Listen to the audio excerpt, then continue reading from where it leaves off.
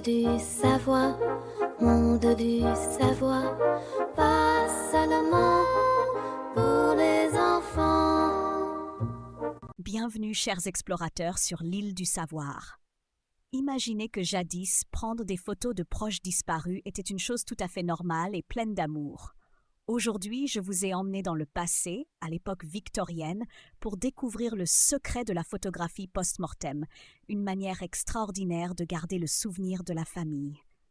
Je vous ai invité à découvrir ensemble cette histoire fascinante, bien que un peu sombre. Près de l'épave du Savoir, j'ai rencontré le tigre et la capucin. Le tigre a expliqué que les gens prenaient des photos des défunts, parce qu'à cette époque, les appareils étaient si lents que seule une personne qui ne bougeait pas du tout apparaissait nette sur la photo. La capucin, elle, pensait que c'était parce qu'on croyait que la photo retenait l'esprit à l'intérieur du papier et qu'on pourrait ainsi parler avec lui autour d'un thé. Leurs idées m'ont fait sourire.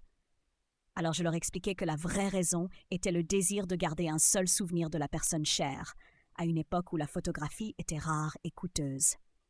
Près du récif des mystères, j'ai rencontré le rhinocéros et l'ibis. Le rhinocéros a raconté qu'il avait vu une vieille photo où quelqu'un soutenait une personne endormie avec un support spécial pour qu'elle ait l'air vivante, ce qui lui avait paru très compliqué et étrange. L'ibis a ajouté qu'il avait remarqué sur certaines photos des yeux peints sur les paupières des défunts pour donner l'impression qu'ils regardaient encore le monde. J'ai confirmé que ce sont des exemples de photos prises des morts.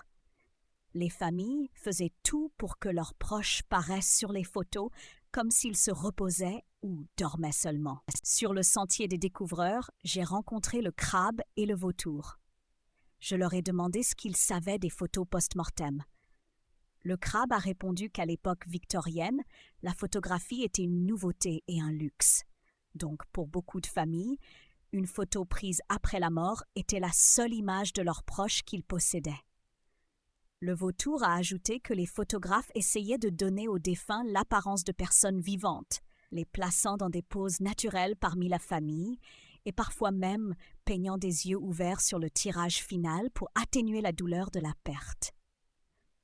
Je les ai félicités pour leur grande connaissance, car ces photos avaient une fonction émotionnelle et commémorative importante dans la culture ancienne. Chers chercheurs, aujourd'hui, nous avons appris que ce qui nous semble étrange était pour les gens du passé une expression de nostalgie et d'amour. Nous avons compris que la photographie post-mortem est une manière d'arrêter le temps et de garder le visage des proches pour toujours. J'espère que cette leçon d'histoire vous permettra de regarder les vieilles photos avec plus de compréhension. À bientôt pour d'autres voyages fascinants sur l'île du Savoir.